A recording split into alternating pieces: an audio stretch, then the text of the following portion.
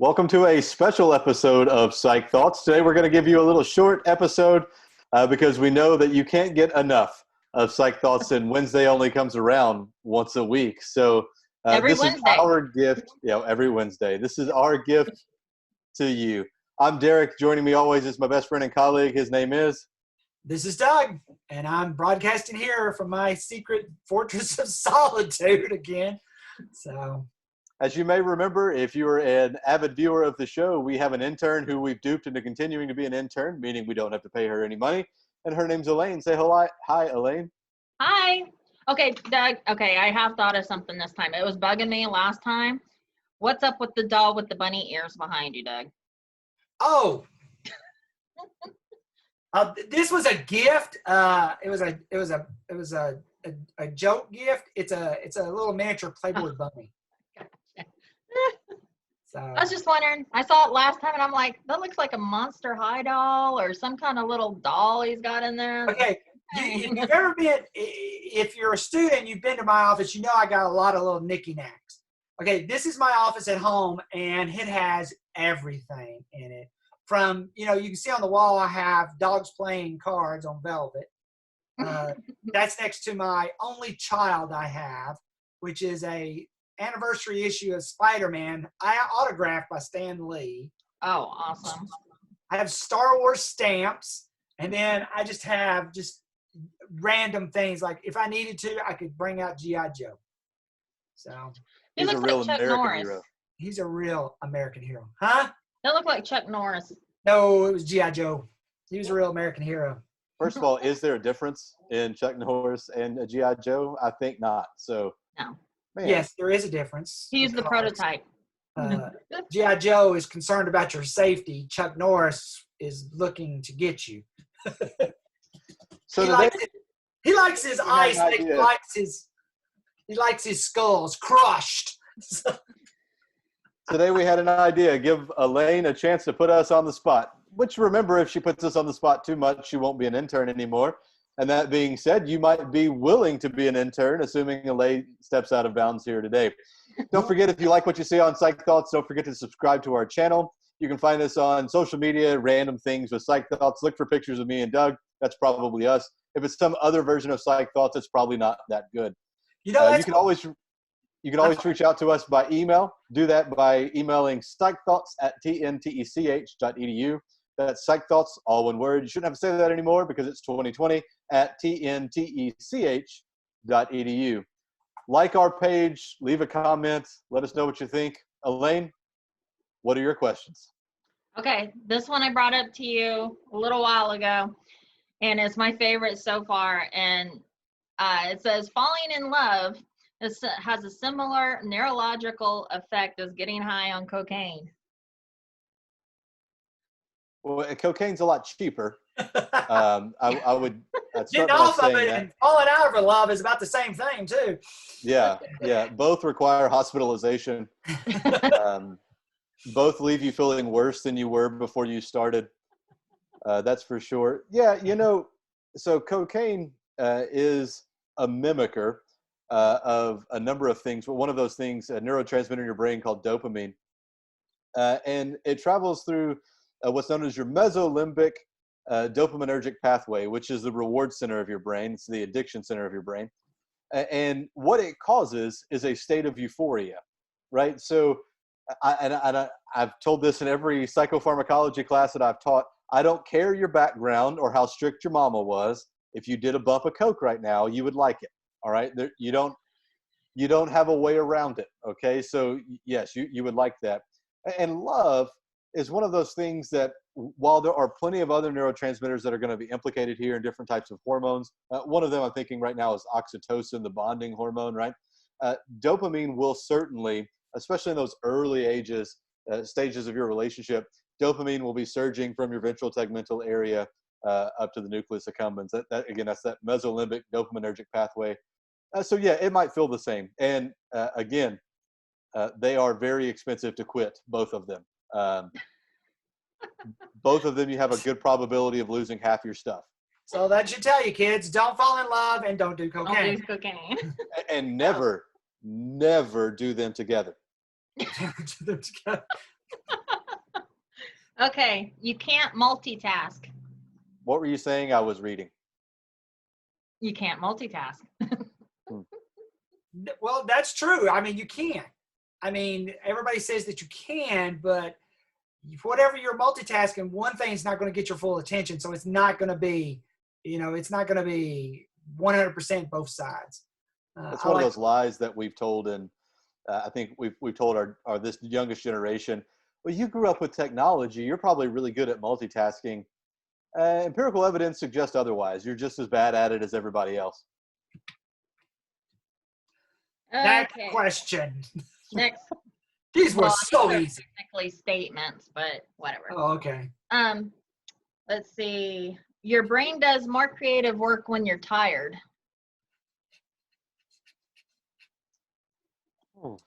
Huh. Brain does more creative work when you're tired. I'm going to call it a curvilinear relationship. What are you going to call it, Doug?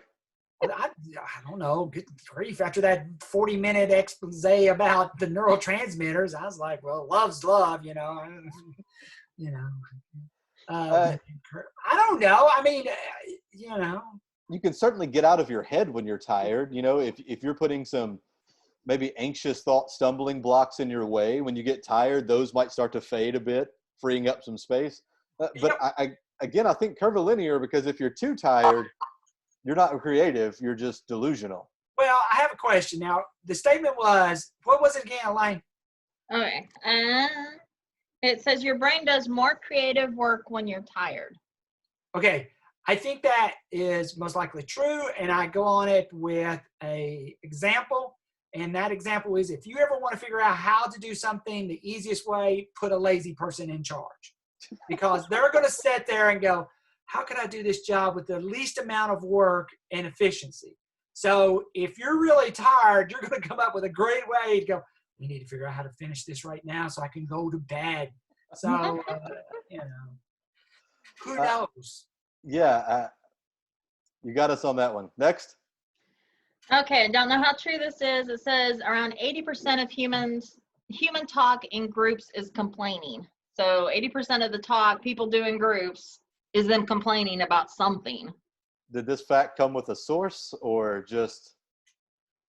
Prove it that or reminds disprove me of how much I hate non-sourced information. That just burns me up. What about you, Doug? Well, I don't want to get started about complaining. I'd be like me saying, well, 80% of people are just not happy because they're always complaining about something. Yeah, that's interesting. I have to say, in this day and time, that's probably true, because everybody no one ever goes, oh, everything's really great, life's wonderful. But I mean, if you think about it, if you step back and really think about the virus and everything, this is like, it's so funny. The other day I said, this is the year of Doug. I mean, hey, I'm at home all the time, don't really have to do much. I video all the time. I sleep till 10:30, go to bed at 1, 2 in the morning.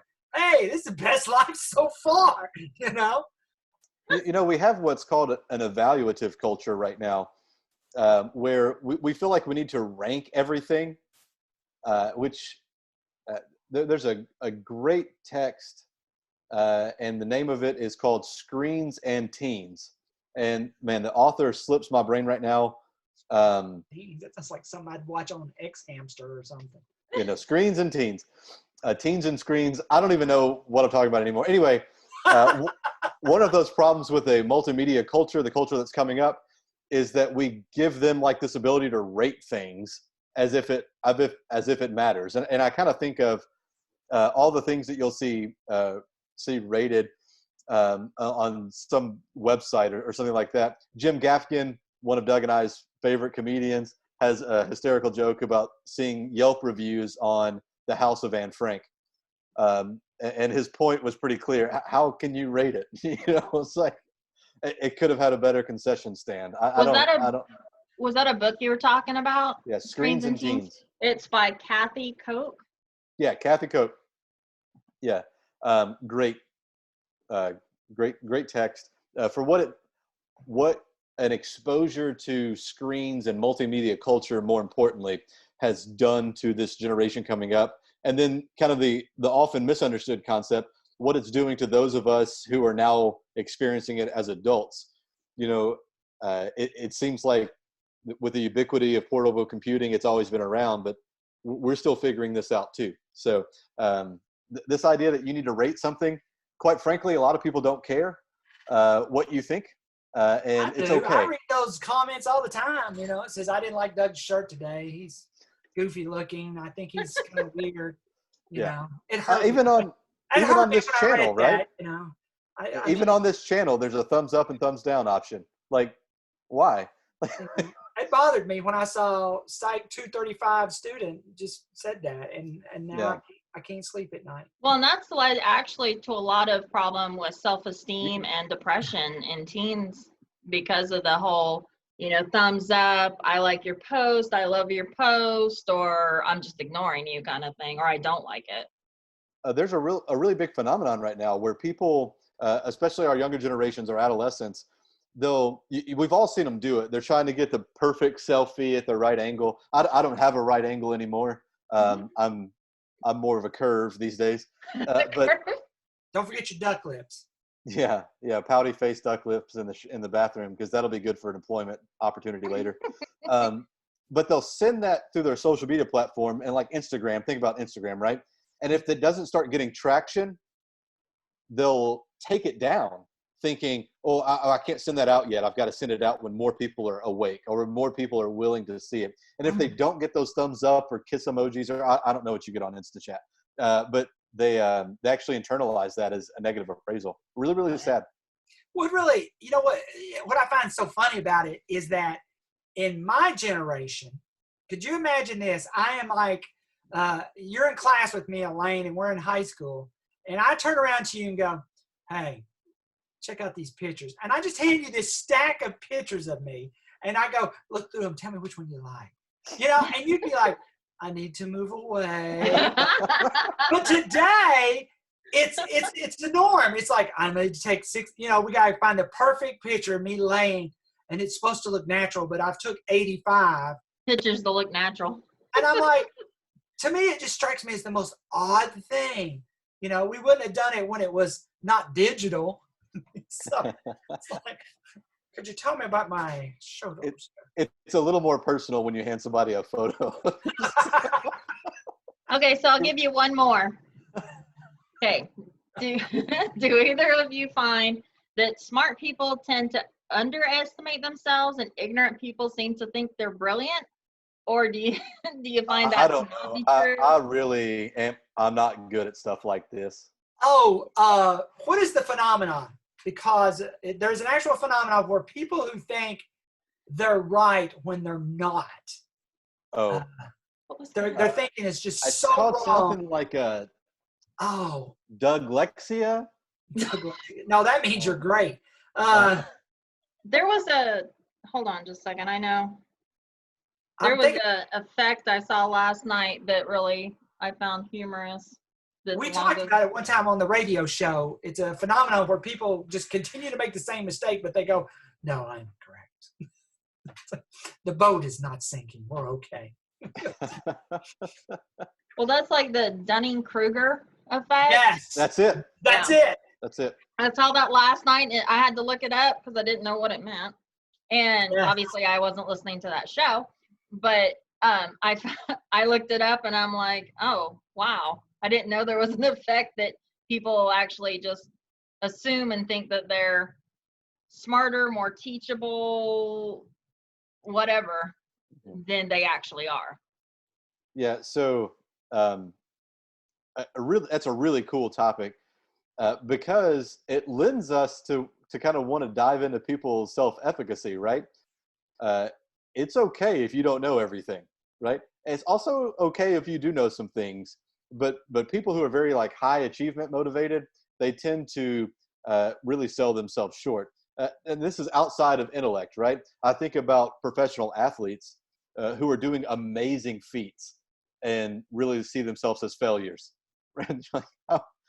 If you're a professional athlete, you're probably not a failure. I don't care that you lost, right? Well, is that similar to the or is it the same thing as the imposter syndrome, where you just don't think you're as good as you are? imposter syndrome is this sense of insecurity about our lack of efficacy, right? So imposter syndrome is the statement we would say, if I'm ever found out, if they ever know how much I don't know, then they'll know I don't know, and I won't be able to. It's almost kind of like It's a like little bit of egocentrism. Oh, one of these days they're going to realize he teaches a class. Holy cow, we got to get rid of him. What does he know? So Well, that's all I got for you for now. that was intriguing. But that Dunning-Kruger thing would be interesting to have in another episode and discuss it more in depth, I think. So, if you want to rate our show, listen to the show before you rate it. But please do subscribe. Please share it with people that you like. Share it with people you don't like. Don't forget to send us any question. We may very well answer it on air. If your question is good enough and you are charismatic enough, you may find yourself as one of our little squares also. that would be cool. Hey, that would be cool. We just bring on random majors, and people just come on and go, I've always wanted to ask you this question. So don't forget to follow us on the social media stuff that I don't know anything about. On Instagram, we're Psychthoughts something or another. On Psychthoughts 2020. On Facebook, we're facebook.com/Psychthoughts. And on Twitter, we're PsychThoughtsR1. You already found us on YouTube, Psychthoughts Radio. I'm Derek. I'm Doug. I'm Elaine. Until we see you again. Bye.